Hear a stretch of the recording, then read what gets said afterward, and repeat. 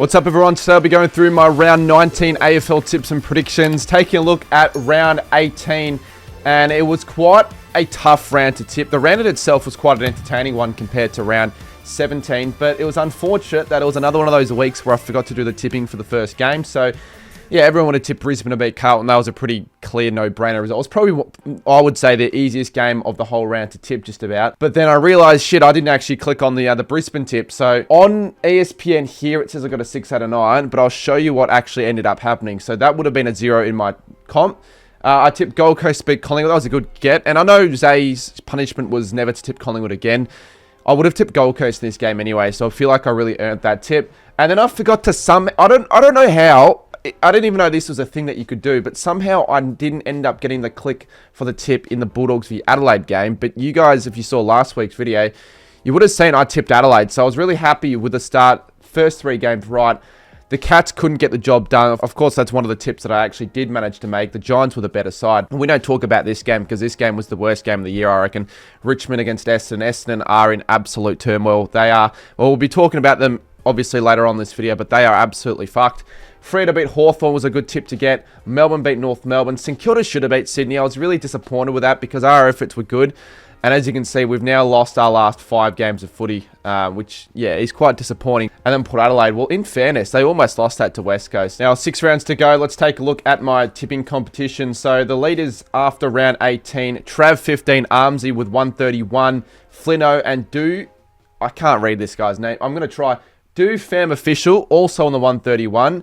And then Owen 32 and Fernando Fazio round out that top 5. Once again, like, we're not going to know until really the end of the year who's going to be really challenging for the top 5 or the prize, because if some people haven't used their joke yet, they could just wait till the last round and just snipe it at the end. Kind of like what you do on eBay with an auction. Now, let's look at round 18's best tippers, and it was Kev's Magpies. I want to shout out Kev's Magpies. He does Collingwood content, and somehow, even though he didn't tip his team, somehow, with a joker, he's managed to get a perfect score. Even without a joker, that's an unbelievable effort in itself. But Kev's Magpies with the best score, 9-10-3. OG Highland, Big Sound, Azalan, and Nick Dacos on top with the best 5 scores. There were a few that did still get a perfect round. Aiden T7 and L1 Dixon. There weren't many. Let's take a look at AFL Fantasy. So I'm currently sitting 123rd of 515 in my comp. I feel like I've sort of just given up really with fantasy. I didn't even want to do my review last week. Last round, it was a pretty tough round for a lot of people. I didn't do as bad as some others because I guess I didn't have Nick Martin, but I don't really know why I decided to captain Naz. I mean, really, I didn't have any other options. I could have done Sinclair. I could have done Sheasel. Rosie was bloody injured. Cherry is now injured. Kennedy was terrible. Why is Tunstall on my field? Oh, Bailey Smith got the 90. And no one really performed well except for like a Marcus Bontempelli. Jacob R got a worse score than me last round somehow and now has an overall ranking of 36. Now, I haven't gotten a single round correct with my big calls in almost 6-7 weeks. The streak will be up on the screen, and once again, it was another week of misery. So it's now getting to a stage where I don't know if I'm able to keep up with all these punishments that I've still got to do. I've still got heaps that I haven't done. I still probably have more that I need to do in the future. Now, looking with the most liked comment, as you can see, Daniel Gorringe, the GOAT, he says get into the winning team's rooms and get interviewed by roaming Bryant, but you have to speak gibberish. Now, this isn't really a punishment that I can complete at all, really, because I need to get the opportunity to get into the winning rooms. And let's be honest with you, as much as you think I'm well known or whatever, I'm sort of irrelevant, so there's no way I'm going to probably be able to do that. The next one was from AFL Talk, so you got a 62 like comment, and that was to make an AFL parody. So what I'm going to do, I'm going to throw around the rules. If I can somehow get into roaming Brian, I'll do that one, but I don't think it's going to end up happening. If next week I don't get 3 correct big calls, which I haven't done for the last 7 weeks, then I'll make an AFL parody, whether it's on my main account or my second account, on top of the most like comment this week. But remember, it needs to be something I can actually do, and again, like, how am I going to get into the winning team's room? So just for those wondering, that'll be done.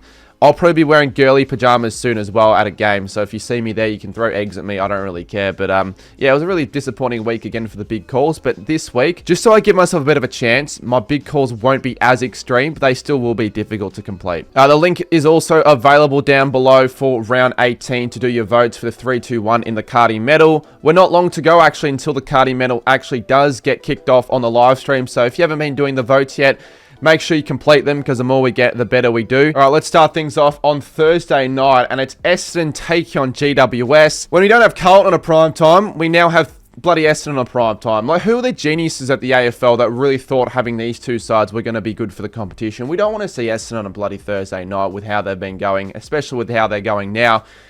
Like, seriously, just because the two clubs are big clubs doesn't mean that they deserve to be on prime time. I'd much prefer to see GWS take on Gold Coast. Yes, I know they're not going to attract a huge fan base or anything, but I'd rather watch that than Essendon play on a Thursday, because their season, it's going from bad to worse. It was an absolute deplorable performance on the weekend against the Tigers. I expected that they would at least score maybe 80 points, maybe contend with Richmond and get a good win. They only scored 4 goals. 4 goals 10 to be exact. And I know they were ravaged by injuries in the game, with Nick Martin unfortunately doing an ACL and Will Setterfield doing, I think it was a foot injury out for the rest of the year.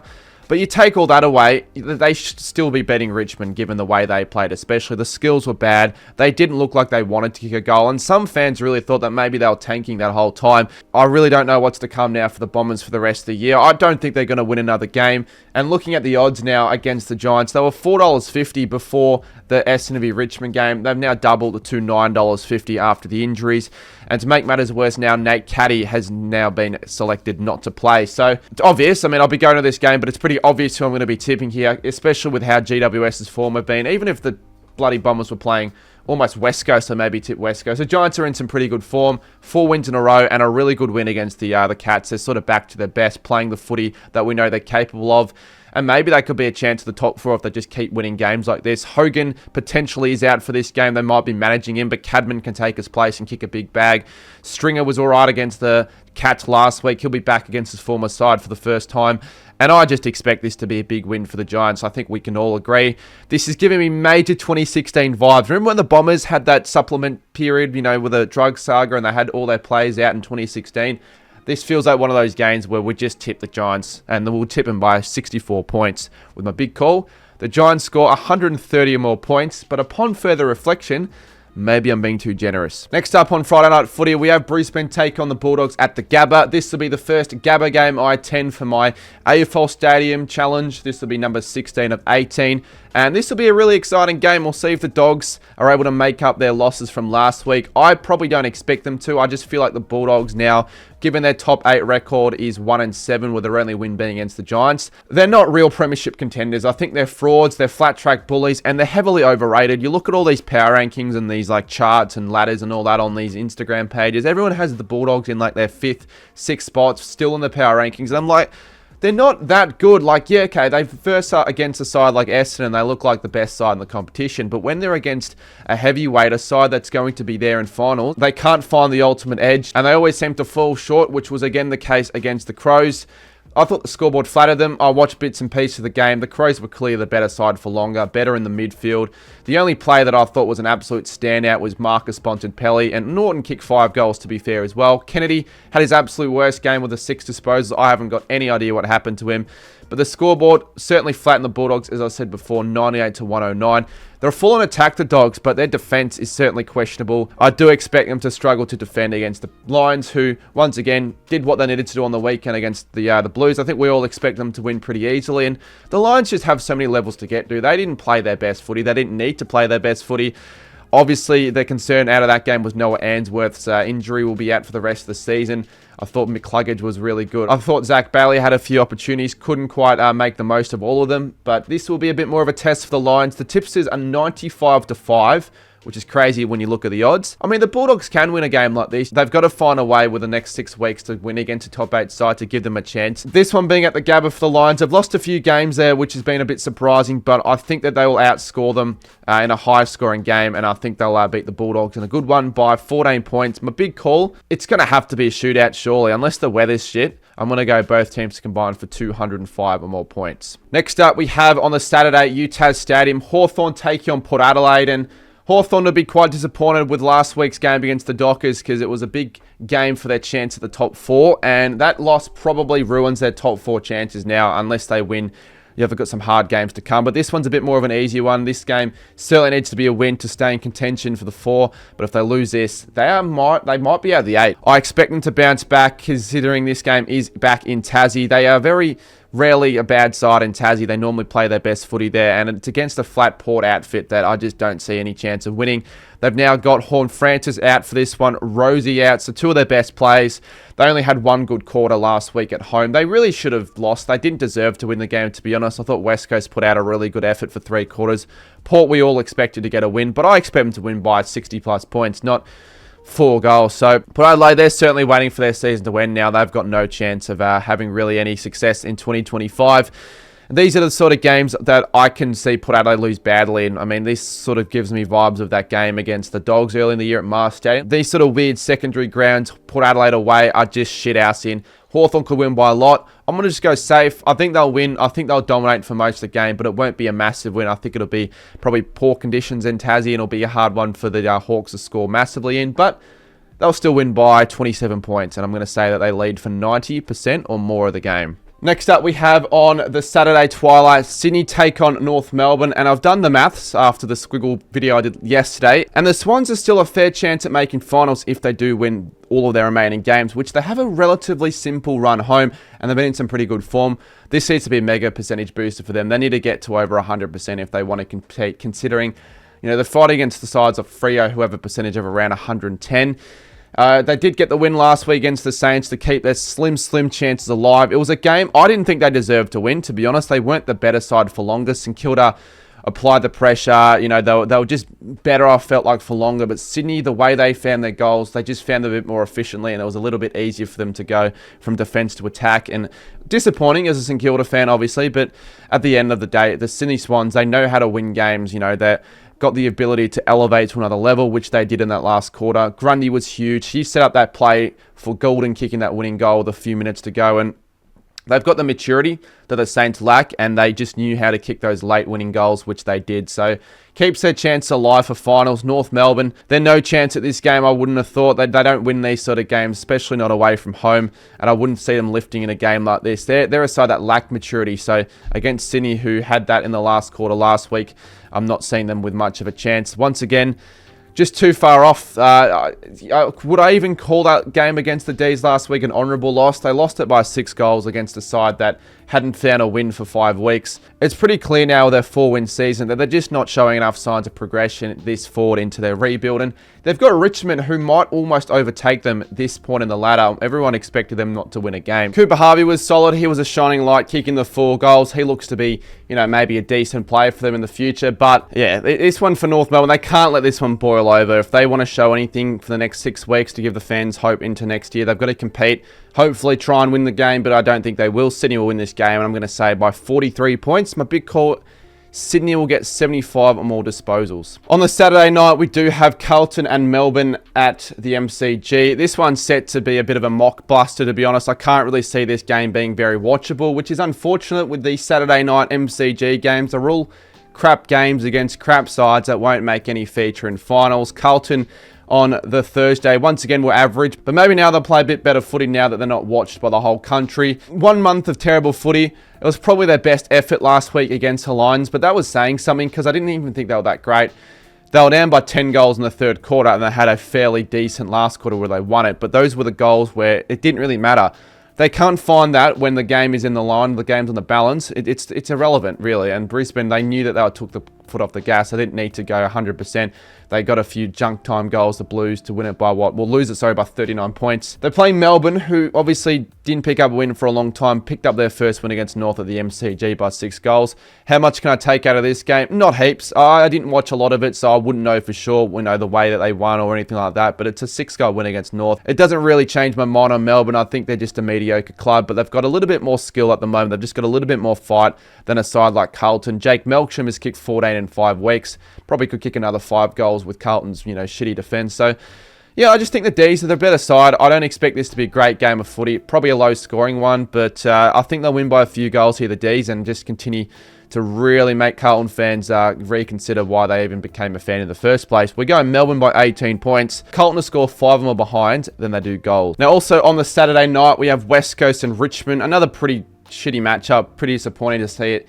another game between two sides that won't have any feature in September, between two bottom sides. I feel like the fixturing, again, has been a little bit of letdown. You got Thursday night game, you got the Saturday night game, just being pretty dead rubber games. But at the end of the day, it could still be close considering they're both bottom two sides. And Richmond, well, you got to give them credit. 4 wins in a season, many didn't think they'd get a single win. And the way they played was disappointing. Their brand of footy, I don't know why it was so poor. I was watching the Fremantle-Hawthorn game, but the skills were really bad for a lot of the game, and they didn't kick a goal in the second and third quarters, but still managed to win, which is an indictment on Essendon. I can't believe that they managed to still win. But then that last, they kicked 3 goals to 0, and they had more of a will to want to win the game. They showed real determination. Their skills were just a little bit better, and they found a way to win against Essendon, which is pretty crazy. On West Coast, though, they are a hot and cold side. Mainly cold, but they can be hot for a little bit. They had a good period of footy against the Pies not that long ago, and then they played a pretty good period of footy against the Power. So they're seeming to play better away as of late. They just can't play the full 4 quarters. They get worn out. They can hold off a Richmond side this week here, because Richmond, maybe after last week's efforts, they could tire out potentially. If they can back up their efforts from last week, I think they should get the win, the Eagles. I haven't tipped them all year, but Richmond, they've had their flowers this year. 4 wins. I think that's more than they could have ever hoped for. I think this win means a lot more for West Coast and Andrew McQualter, that they want to see some more success, the Eagles. Richmond could win after last week. I could see Richmond winning, but I'm going to back in the Eagles because it's at home, and these are those sort of games where they can win, where they'll lift the crowd to the occasion, and they'll overrun the Tigers, I reckon, in that last quarter in a pretty even arm wrestle of a game by 24 points. I'm going to say that West Coast kicked 5 more goals in the last quarter as my big call. We head now on the Sunday at 1:10 p.m. We've got Geelong take on St Kilda at GMHBA Stadium. Now, the Saints have won their last 2 games against the Cats, 3 of their last 4. However, those games were played at Marvel, and at GMHBA, it's a completely different story, with the Saints unable to get a win there since 1999. So we haven't won a game at GMHBA Stadium this century. However, I wouldn't rule out the Saints to win this game completely. Given their last 4 weeks of footy, given this, the Cats' vulnerability after last week, and given the fact that the Saints season's done, obviously we're just trying to play, a lot of the young talent as much as we can. It wouldn't surprise me. Maybe if we win, that would surprise me, but it wouldn't surprise me if the efforts are there and the game isn't as big of a blowout as some are predicting. Because, the last month of footy, if you take away that Bulldogs performance on the Thursday night, it's been quite competitive. The pressure's been there. Unfortunately, not the wins, which might not be so bad given that the Saints might get a better draft pick. But I think the Saints would want to find a win soon, and they've got a pretty easy next 4 weeks. But against the Cats, it's going to be a bit of a difficult one. They've got to ensure they get their forward dynamic going, which is a bit of a tough one. They haven't been able to really do that all year. There might be a chance of getting on top of the midfield. They were for most of the game against the Swans, and the Cats were badly beaten in the midfield department last week. A few shining lights in Tom Stewart, Dempsey and Shannon Neal for the Cats, I would have thought. But apart from that, not too much to be happy about for the Cats. A little bit of a concern given that they got so badly beaten in certain areas and probably should have lost the game by more. Smith and Holmes weren't at their best, so take those 2 out the game, and you never know with the Saints. I'm still obviously not going to expect a win. I don't expect the Cats to be losing 2 games in a row. And this is where their easy run starts, so they should be getting a big win here if they are serious. Hopefully the Saints can keep up with them for long enough and make things a bit of a contest. It'd be pretty good to see. Saints haven't beaten the Cats at GMHB since 1999, so you know I'm going to not be tipping us. They'll find a way to win, you would think. But I think they'll be better than people are thinking. So I'm going to go the Cats to win it by 33 points. They'll find a big last quarter, I reckon. Big call, though. Jezza Cameron kicks 2 or less goals. Cal Wilkie matches up well against Jezza Cameron, so good luck trying to score a big bag on him. Next up on the Sunday, 3:20 p.m. time slot, we have Collingwood and Fremantle at the MCG. I'm excited. Unfortunately, I won't be watching a lot of this game due to the Geelong game, but I'm excited to see how the Dockers fare up in this one, considering the Pies, obviously, best side in the competition. They're the benchmark. They finally dropped a game, though, against the Suns on the weekend. That was really good to see. But they didn't give up, the Pies. That's the thing, right? A lot of sides could have just dropped their heads there and gone, well, it doesn't really matter. But the Pies fought back and almost won the game after not kicking a single goal until halfway through the third quarter, which was one of the longest periods it's taken a side to kick their first goal. They then kick, I think, 8 to the next 9 to eventually hit the lead. However, they weren't able to hold on to that lead as the Suns went on to win it by 6 points. Josh Dacos had an unbelievable last quarter, but that wasn't enough for them to win. However, I wouldn't be too worried if I was a Pies fan. The effort was there. They, one bad half of footy isn't really going to cost you a flag. I know that does drop them some points at first, so they want to be careful that they hold on to that first spot with Brisbane, coming on their tails. So, yeah, this is one game that they'd want to win just to get back onto the winners list. Freo, though, at their best, though, they can pull away some of these random wins. I remember against Melbourne in 2022 at the MCG. They were on that huge winning streak, and the Dockers were the first side to beat them. So you just never know at the Dockers. They beat the Suns away. They beat the Giants away. They're obviously a better side at home. If they find a way somehow to win this game, lock them in for finals. In fact, maybe even give them a chance of finishing top 4.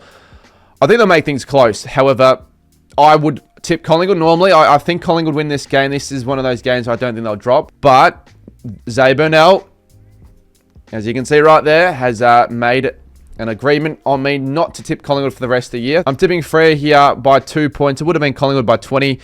My big call, I stand by this though. I think Freo will make things close, and I'm going to say they'll lead at any stage in the last quarter. We finished the round off at the Adelaide Oval between Adelaide and Gold Coast, and we have an absolute belter of a contest. This one's going to be great to watch. Hopefully I get to watch a bit of this game before the round finishes.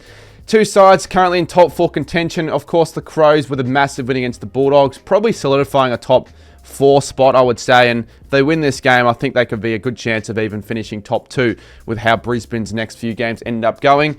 Adelaide, I reckon, are a side that can definitely compete for the flag. They've got everything ready. The only thing I think might let them down in the finals is lack of experience and maturity, which could be the case. I did tip them to go out in straight sets in my video yesterday. However, we can't fault their efforts so far this year. And last week against the Dogs, they were brilliant. The better side for longer. Should have probably won by more. Sort of put the foot off the pedal late for the Bulldogs to get a few late goals, but they had the game won. Thilthorpe kicked 6 goals. He is in some really good form heading into finals. Dawson is also in some extremely good form. Brownlow contender, probably my favourite at this rate. They were solid defensively. They were brilliant attacking. They're the best attacking side in the comp. And I think they're going to make things difficult for the Suns here. But the Suns, I wouldn't rule out them winning this game. They have had a bad record at the Adelaide Oval, it has to be said. But last week, they managed to pull off a massive win against the ladder leaders, and it was through the midfield in Rowell and Anderson. They were the reason why they won. Anderson willed his way over in that last quarter with a huge goal. Ben Long kicked that goal as well to put them in front. And, you know, after their first half, they shut down the Pies run. It was truly impressive. Yes, they fell off in the last half, but they found a way to win. They found another edge in that last quarter, and that's a sign of maturity. So I think after that game, they certainly deserve to play finals footy. Gold Coast. And for some weird reason, I feel like I need to tip an upset. I know, yes, I did tip Freo, but I'm forced to do that. I can see the Suns manage to pull a few strings together and somehow win a game here to give themselves a real crack for top 4 footy. It'll shape the whole course of the finals run if they do get a win here, because upsets in the next 6 weeks will be what makes, you know, the rest of the season really interesting. And I think the Suns win the game in a thriller by 3 points, with Ben King and Ben Long combining for 6 or more goals. So let's take a look through my tips real quick. We have the Giants. Now, it's the Thursday game, and normally my margin's never high, but it's 64 points. I think they'll win by a landslide. The Lions should win this game. It'll be a good one. Hawthorn, Sydney, probably Melbourne, West Coast, Geelong, Freo, and the Suns. So a couple of upsets late. Let me know down below your tips and what game you're looking forward to most of the round, with your big calls as well. Put them in the comments. After round 20, so by the time my round 21 tips come out, you are no longer allowed to comment any punishments to do with going to AFL games, because I won't have the time to complete them. So you can keep commenting them until my round 21 tips. But until then, I'll see you guys soon in my next video. Should be my gather round vlog in the next couple of days.